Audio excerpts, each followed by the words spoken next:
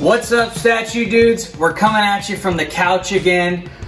We've talked a little bit about the meaning of the name Marble Statues before, but we haven't really told our story, like our musical history, all the events that led up to us, like having all the knowledge and skills that we've been putting into all the stuff we do for Marble Statues. So we just want to do a little video kind of talking about all that stuff. So I guess for me, the most clear place to start would be when I got my first drum set, and it was for my 10th birthday, and yeah, I remember that, dude. Yeah. Like, I was at gymnastics, and one of my parents, I can't remember which one, picked me up, and when we got home, there was a little party in the living room, and they had the drum set set up in the middle of the living room. But the funny thing was that my parents actually had the floor tom and the snare in the wrong place. Yeah. They like switched or whatever. But we had a friend of the family that was a drummer, and he was like, I think you want this one over here or whatever. Yeah. So, yeah. It didn't really matter because I had no idea what to do on it. Yeah. But, yeah, that's like... I remember you like ran in there and just immediately started playing. Oh, really? Yeah. You didn't know what you were doing, but you were having fun anyways. Yeah. Yeah. So yeah, that's like where it really all started for me, right? Because like drum set is my main passion. Yeah. I think my earliest experience with music would be like piano lessons when I was young. When I really started with music was like in like 6th grade. I played French horn. I joined the band in school. Playing French horn was really cool. I enjoyed it.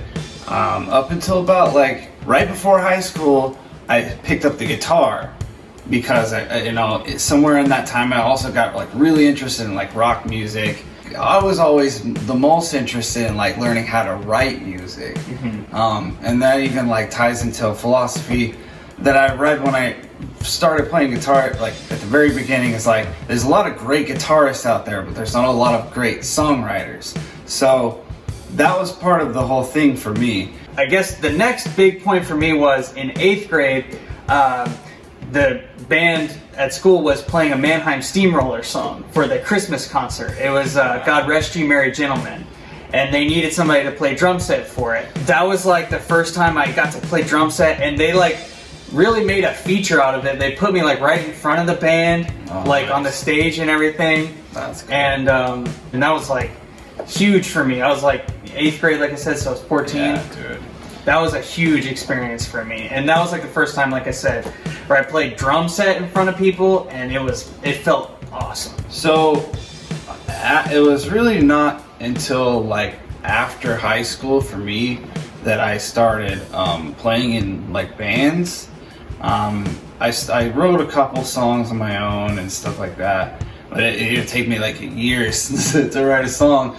But I remember there was one time where I got a phone call from one of my friends that play guitar, and he was like, dude, we're in a band, we're playing a show like around Christmas time, and we need a bass player. And I was like, alright, I have a bass, I can play bass. We ended up playing a show, and Luke was playing drums because they also needed a drummer, but since Luke had a previous engagement with a girl, he missed the show, and I had to get my buddy to fill in on drums for it.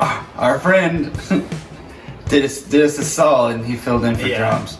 And it sucks because that was the only show we ever played. Yeah, I know. You never got to play. I never got to play with that band. But you wrote all the parts, or whatever, for the most part. So. Mm-hmm. All right. So then, so this is where I really got more into sort of like a professional type of experience. I wasn't getting paid for this or anything, but this is when I really started to understand all of the workings that go on for like live music, and that was when I went to college, my freshman year.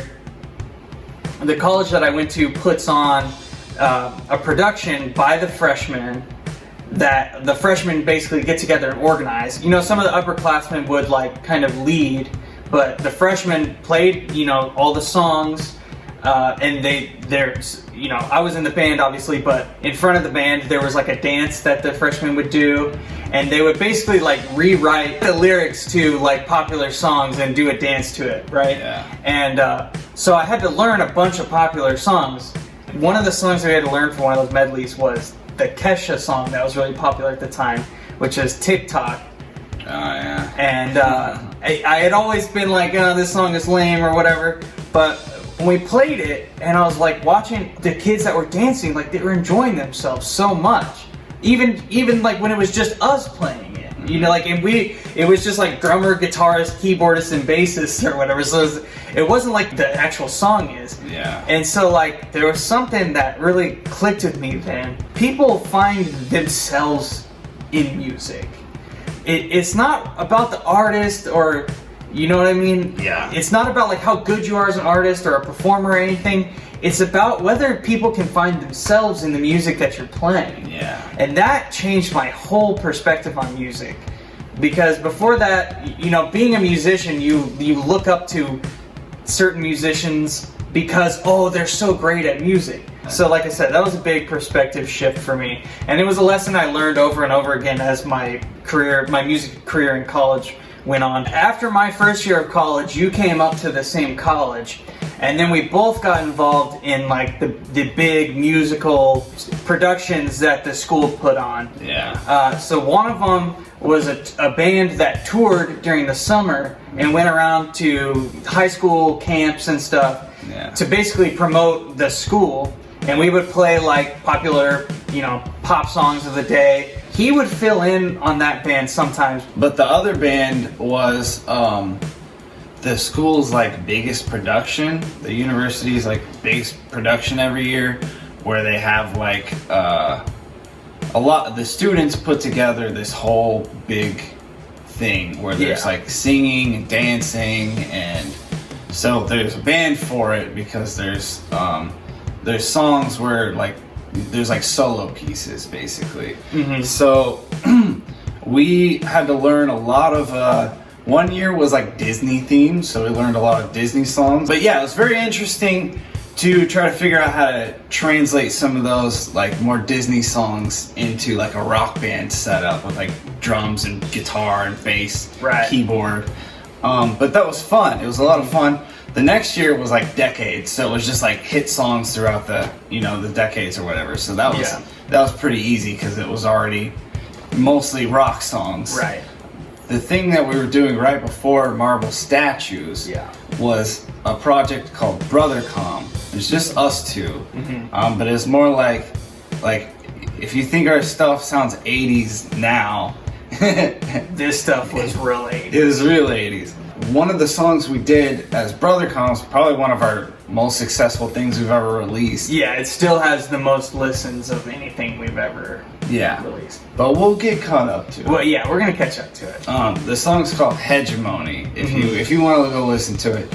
It wasn't right after, but a little bit after that, we went through like a dark period. And like, we kind of quit music. I did. Well, actually, yeah, that's right. You quit music. I rage quit. I just gave up. I was like, I'm done, and I stopped considering myself an artist. In some ways, it was actually pretty liberating, especially when I eventually came back to music, obviously.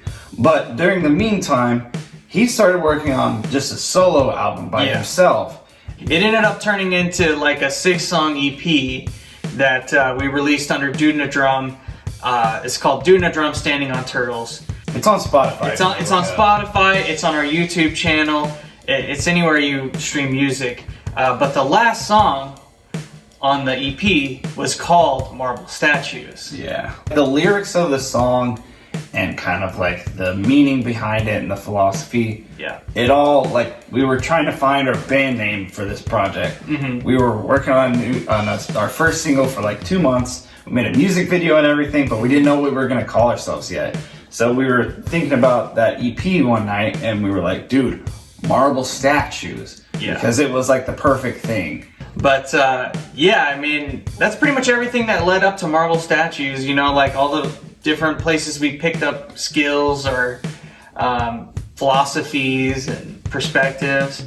Yeah. So yeah, hope you guys enjoyed the video. If you liked it, chisel that like button. And subscribe, because we're posting a new video every Saturday. Click that bell so you don't miss one, and we'll see you next time. Peace out.